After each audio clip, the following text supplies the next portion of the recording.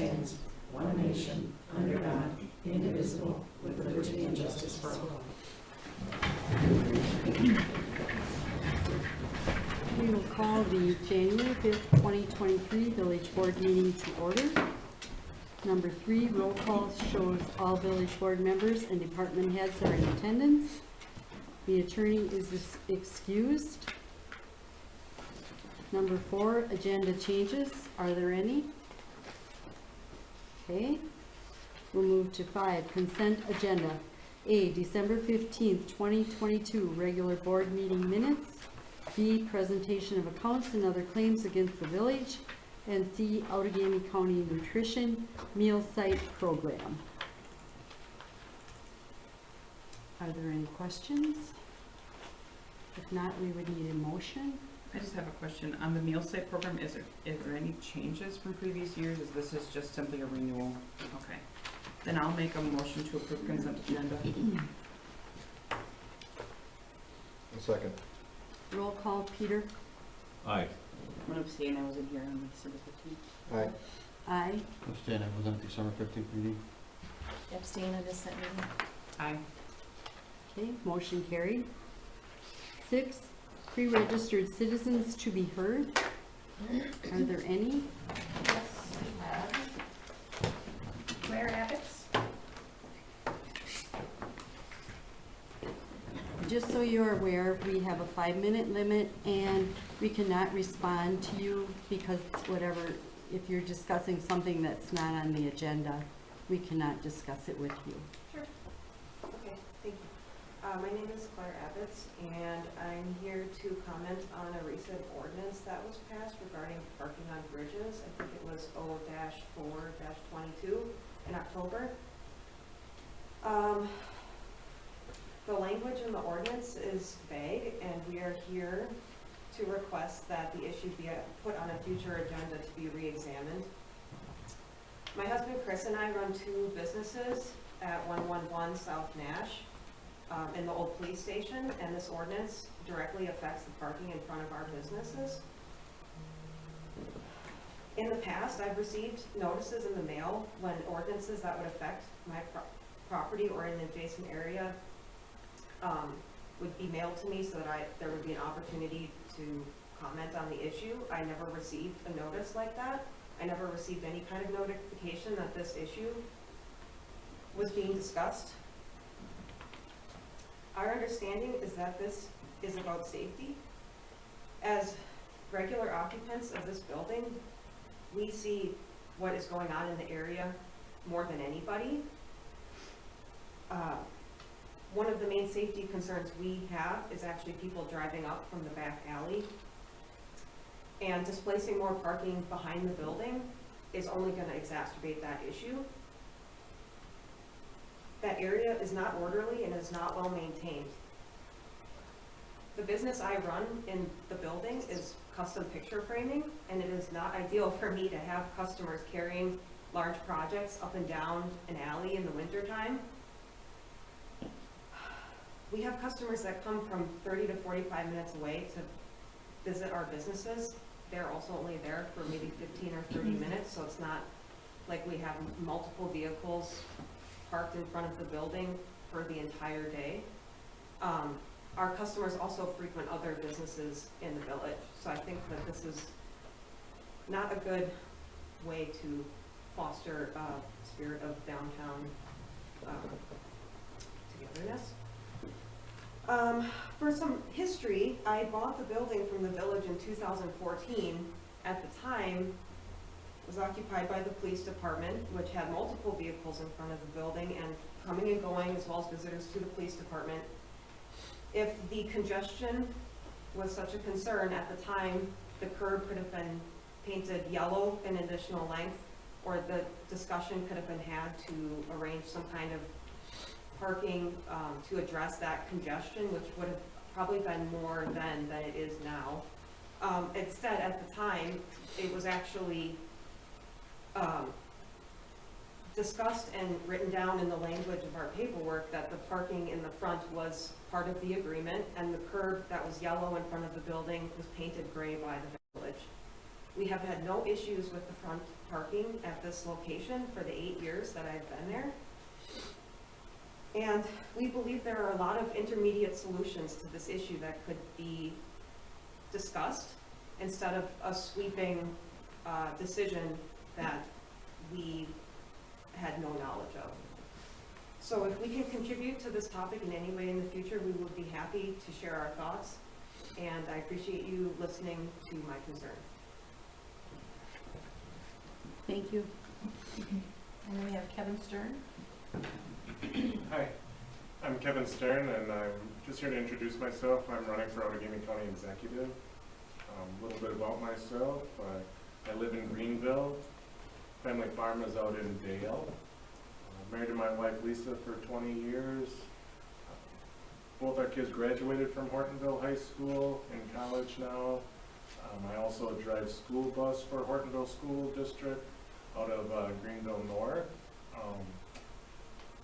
I served on the Outagamie County Board for 8 years, all on the Finance Committee, and I chaired Finance for 4 years. I was on the board from 2012 to 2020. I chose not to seek re-election. It's gone for a little while, and I had a lot of calls from people asking me to come back and encourage me, so this is just my opportunity to give back to the community. I'm willing to do this, and I'm just going to introduce myself. So, Kevin Stern, candidate for Outagamie County Executive. Thank you. Thank you. Anyone else? No. Okay. We'll move to 7, committee reports. A, library board. Pat? We had a library board meeting, excuse me, this past Tuesday. We reviewed the 2022 budget for the end of the year. Dates are set for 2023 monthly meetings. Ally, I think she'll go into it in her report, gave us circulation and other statistics which are looking great. Our staff is doing an excellent job, Ally and her staff. We'll probably have a personnel finance meeting prior to the February meeting to assist Ally in finishing up the annual report. And the Friends of the Library annual meeting is on Wednesday the 11th at 6 p.m. Any questions for Pat? Okay, we'll go to 8, unfinished business from previous meetings. There is none. 9, new business. A, discussion and possible action on subordination agreement for rehab loan 012-0023. So this is a rehab loan that we have with a resident, and basically they changed mortgage, refinanced their mortgage, so that there's only one person other than ourselves. It would be that new mortgage company on the house. So we take a subordination to that first mortgage company. The mortgage amount is $79,400, of which the house is valued according to our fair market value at $141,000.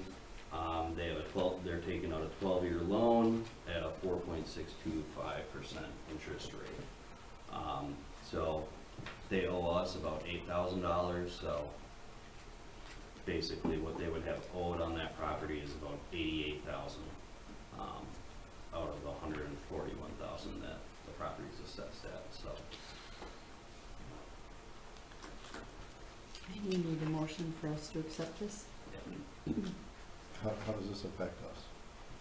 It really doesn't, unless, I mean, even if the house goes into foreclosure or something, we still would have that on there, so that we would still be paid. It's just basically, the bank takes the first payment before we.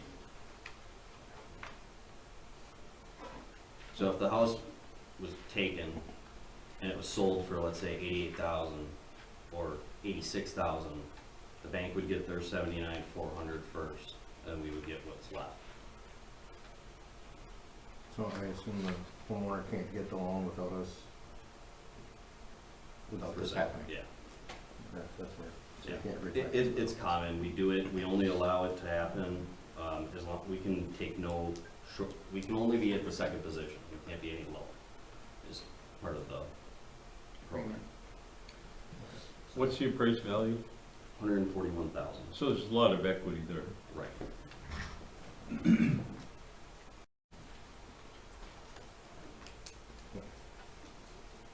So the motion you need is just to approve the subordination agreement for rehab loan and then state the number, is that what you're looking for? Yep. I'll make a motion to approve subordination agreement for rehab loan 012-0023. I'll second. Roll call, Peter. Aye. Aye. Aye. Aye. Aye. Aye. Motion carried. B, discussion and possible action on resolution R-2-23 on overtime for snow removal.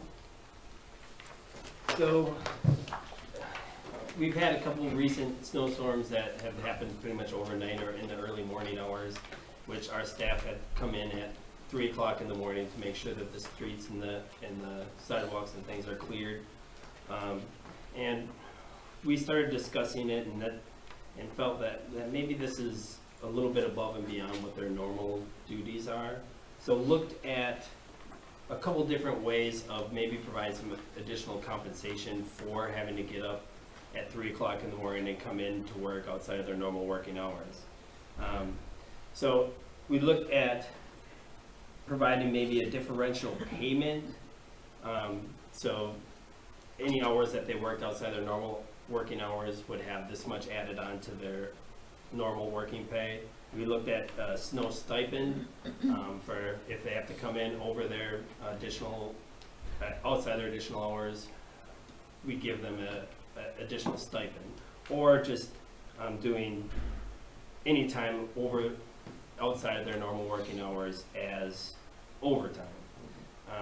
So I put together a spreadsheet that kind of looked at those 3 different scenarios, but then looked back at weather data over the last 22 years to see, well, how much would this actually cost, an additional cost to the village. The closest weather station that I could find that had that historical data was in Green Bay. So I went back and looked at the last 22 years, and this is kind of a graph of what that provided. How many times it snowed, and so the maximum snow days per year was 26, and the average snow days per year is 63. So just looking at that average 16 days per year, that if worst case scenario, every single time it snowed, they'd have to come in at 3 o'clock in the morning and spend an additional 4 hours outside of their normal working hours removing snow. For all 4 of our staff that do snow removal, it would cost an additional $2,600 basically if we paid them overtime to get up at 3 o'clock in the morning and be in at 3 o'clock in the morning. And I think when we looked at the extra stipend or the differential payment or just paying them basically overtime to do it, overtime worked out to be in the best interest of the village. And even if it was that maximum, so the worst year was 26 days that they would have to come in. And if every single snowstorm, they had to come in at 3 o'clock in the morning and spend an additional 4 hours outside of their normal working hours, it would be an additional cost of $4,000, $4,200 to the village.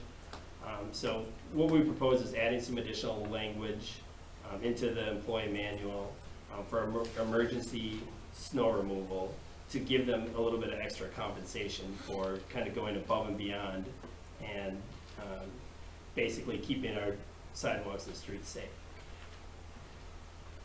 We've never done this before. How has it been dealt with in the past? So it was done for a while before, Okay. and then this is from one of the employees who's been here a while, but then at one point, the director kind of made them flex out those hours to cut down on the overtime. So basically they would come, because they come in at 3, they leave at noon or 9, and then they would have all just regular pay. So that happened, I think he said around 2014 maybe, Okay. or so. I don't remember what he said for sure, but that was his recollection. So, and so currently what we've been doing is they just flex out their hours, but yeah. So the only difference, we'd still have them flex out their hours, so they wouldn't they might have overtime pay over they might not have an 80-hour work week plus overtime. They might have 60 hours of work week in and maybe whatever, probably, 20 hours of overtime or something like that. Okay. So they would still flex those hours out because otherwise they would do 13-hour days or 14-hour days. But still get the additional pay for those Just hours the hours ahead of. that they're coming in outside of the normal. So is your overtime at time and a half? Yes. Time and a half times regular rate. Yeah, the regular standard. No, regular rate. It's a different formula that Oh. the state has ruled on, but that includes certain things. So certain stipends, if you get a health voucher, it gets all added into your total pay, and then you take that times divided by the 80 hours, then you get your regular rate. Then you take that times 1.5. So, So- it's a little more than 1.5 for some of the guys.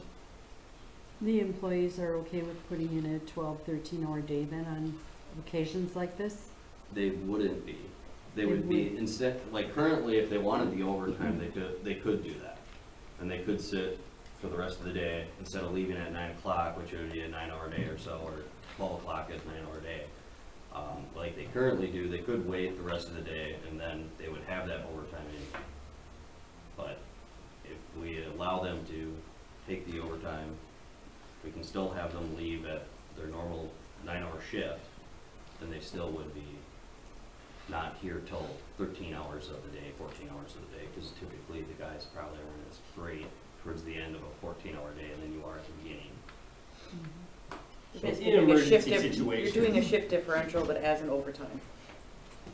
Sort of, It's really what it Yeah, is, right? yeah. I mean, because they're not technically working overtime, they're just doing a shift differential. And for Using that safety to reasons, the generate time, efficiency. right, because they're basically getting both at that point. And for safety Yeah, reasons, you're- it makes yeah, you're sense for giving them them to do it at 3 or so in the morning. I mean, I'll be Right. honest, I mean, I'm living on Main Street. It's way more safe to do it that way, plus then it's ready to go for, school and that sort of thing. And this would only really come up when you have those overnight or early morning snows. It's not every time it snows, but Yeah. when we have a lot of younger staff and they've been doing a really good job, coming in at 3 o'clock in the morning and keeping the sidewalks and everything clean and safe.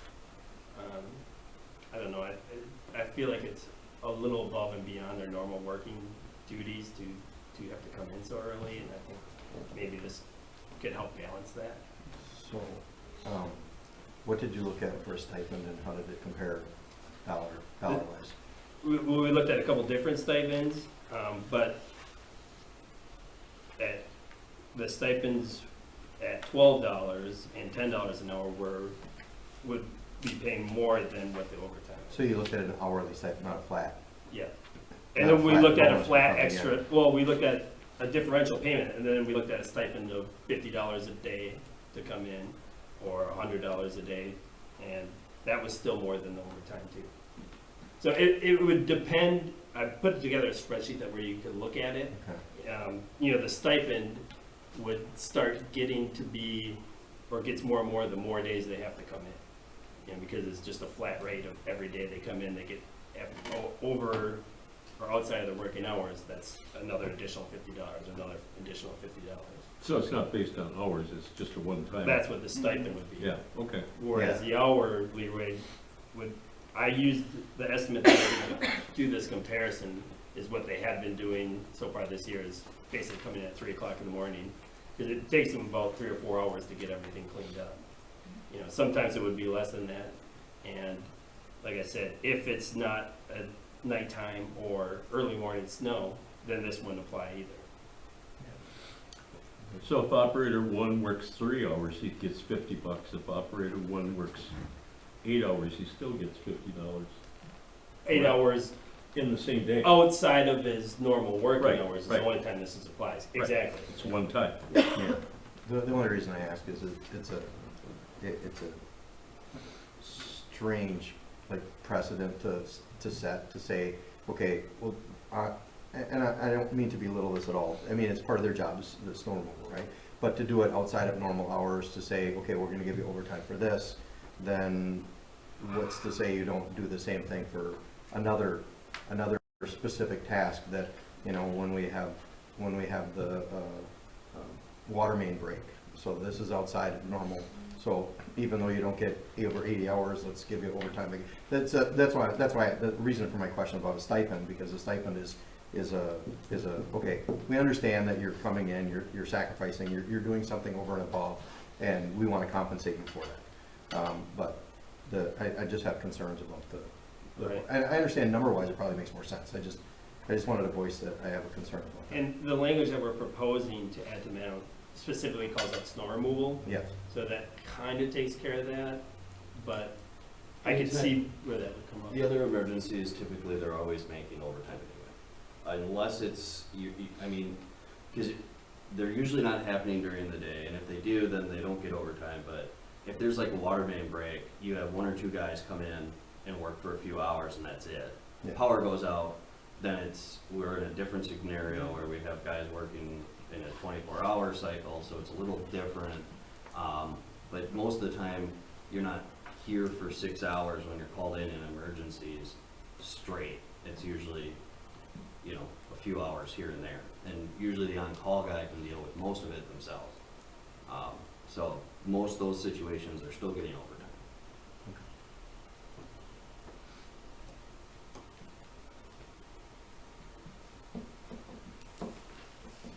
Any other questions? Otherwise, we would need a motion. I'll make a motion to approve R-2-23, modifying the personnel manual to include verbiage about emergency snow removal. Second? Roll call, Peter. Aye. Aye. Aye. Aye. Aye. Motion carried. C, excuse me. Any other miscellaneous topics for future discussions? I would like to ask if we can revisit the parking on South Nash, and if there's any other concerns regarding that.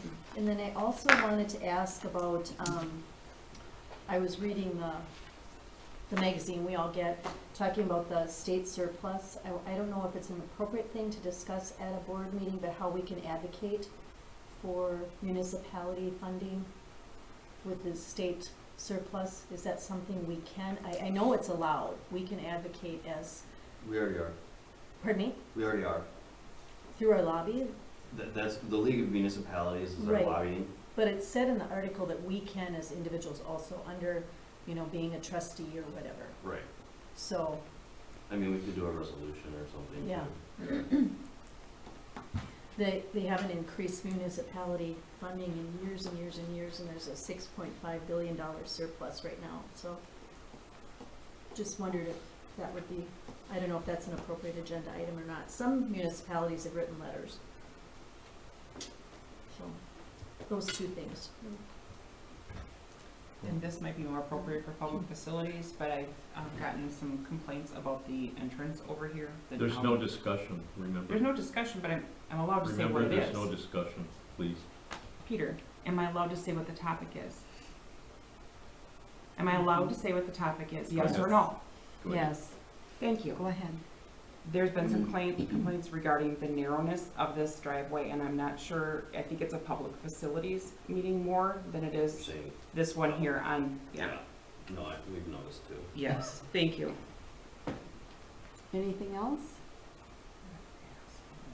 Can you go to 10, report of village officials, A, clerk treasurer. We've been very busy receiving and reporting taxes. $96,000 was paid by credit card to Allegheny County for taxes. There's 1 candidate for village president, 4 for village trustee, and 2 candidates for municipal judge. There will be a statewide February 21st primary for justice of the Supreme Court and Allegheny County executive. Nothing municipal. Any questions for Jane? Okay, we'll go to B, director of public works, Aaron. So I've been attending various meetings and different projects that were kind of in motion before I got here and getting caught up on all of those.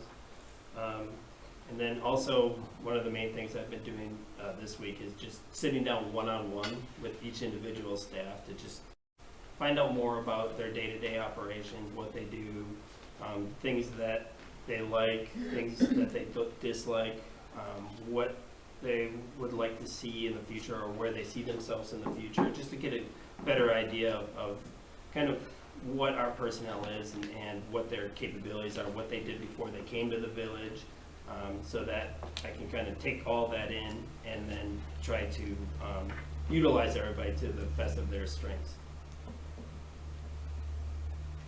Any questions for Aaron? Okay, we'll move to C, Police Chief, Chris. My report is also on the packet. Any questions for Chris? Okay. D, Library Director, Ally. I distributed my report on the tables before you all got here. I just want to highlight our end-of-year statistics, which are also in the packet. The cards held by quarter, we're currently at just over 5,100 card holders, which is the highest that I have ever seen while working here, and I've been here since 2017. So really exciting that we are bringing people into the community to use our facilities, and we have gotten a lot of people come in saying they just moved here, how can we help them get involved in the community? And I think that's a really important piece. I also included a chart of how we've been doing in terms of checkouts and renewals. Not as great as before the pandemic, but you can see that it is on an upswing, and pretty comparable to, we're getting there. That's, I guess, the best way to say it is we're getting there. The majority of libraries are still seeing lower numbers as well. But we have the advantage of the Appleton Library being closed at their current location. So people are coming this way as opposed to going to Kimberly, Little Chute, Kaukauna, and we want them to stay here. So we're coming up with some exciting new programming, new clubs, new collections for 2023. So we're just trucking along. Any Ally, questions? I'm sorry, one thing I forgot to mention was the looking for another board member. Did you want to bring that up? Oh, there is a board vacancy on our library board, for one of the county seats. So they can't live right in the village. And as of today, we have 4 interested people, which just blows my mind. That's never, never happened before. So we've kind of got our pick of the crop. So we're really excited about that. And should have something brought to you, Jeannie, soon, Jeannie, for an appointment. Good. Any questions for Ally? Okay, we'll go to E, Attorney, Ashley is out. F, Administrator, Ethan. So one thing is we need to set dates for our ad hoc committee meeting, between you 3 and us, if you guys have dates and times. I think I sent you an email, but I can resend it, and you can kind of figure out what times work for you guys on which dates. To kind of sit and talk about the downtown businesses. Other than that, working on asset management inputs, kind of getting that up to date. Working on some ordinance changes for potential single-family residential. Been discussing with a few different developers. We have a few meetings coming up. We'll see how those go. Other than that, this week we obviously were dealing with a garbage issue due to some garbages not being put out at the right time because there was an error in schedule. So we ended up having to have our guys end up doing the recycling today, so they kind of took that on and did that well. So we did pick up about 30 or 40 houses recycling, and we'll see what happens tomorrow with calls, because according to our calendar it said that they were supposed to be out on Thursday. So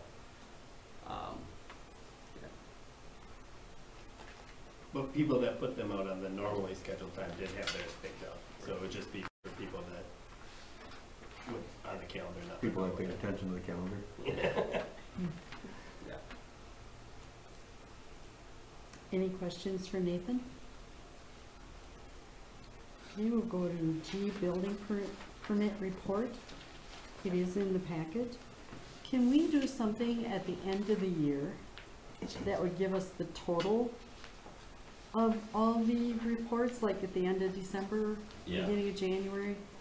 Because that would really be interesting for us to see exactly how many new homes and different Right. things like that. I think we used to, I just think that would be really good information for the board.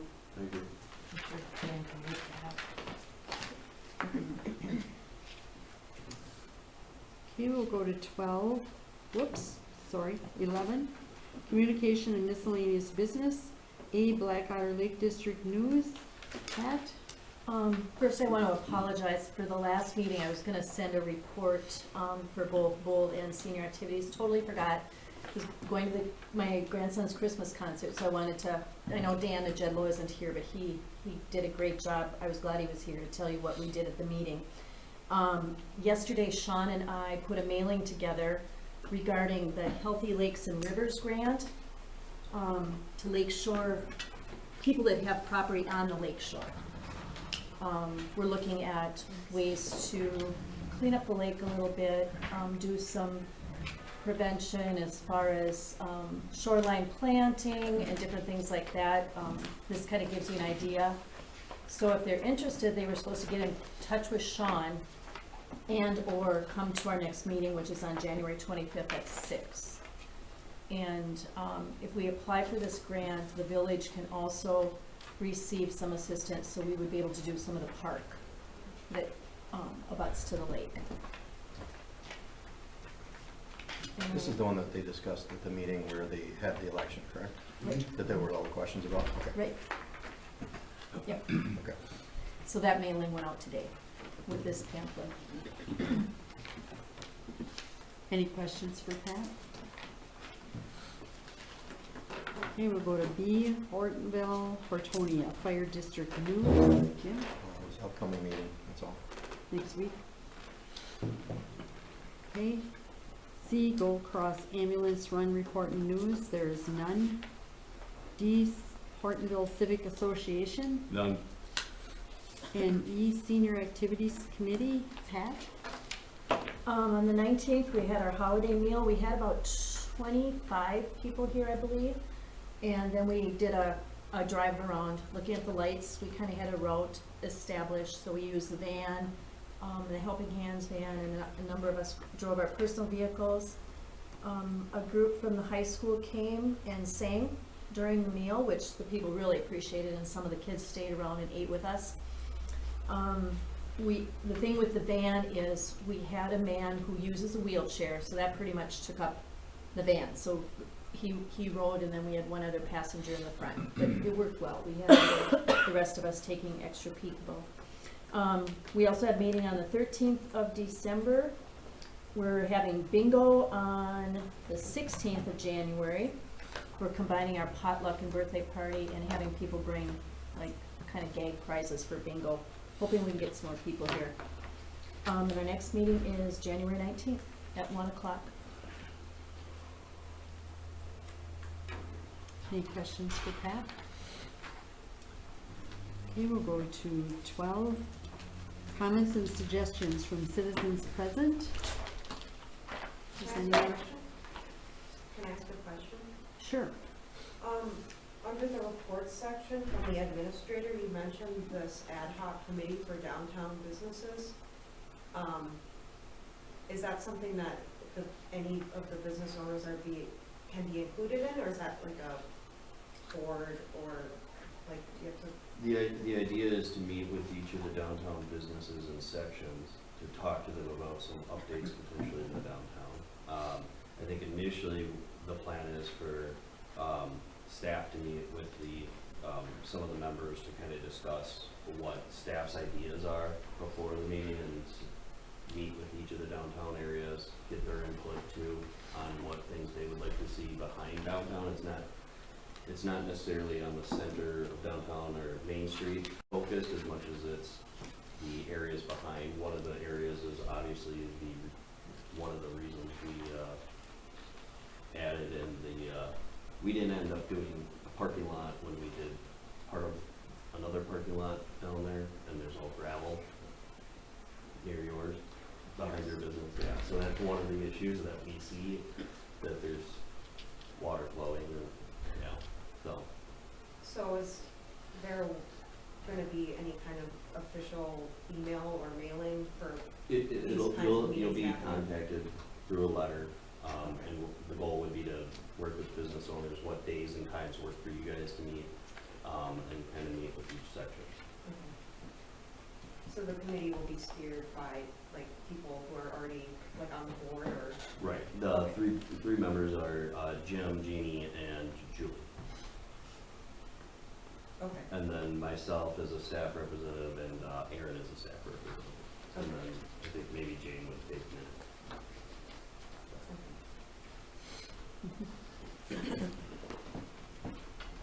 Any other comments? Okay, then we will go to 13. I would need a motion to adjourn. So moved. I'll second. All in favor? Aye. Opposed? We are now adjourned.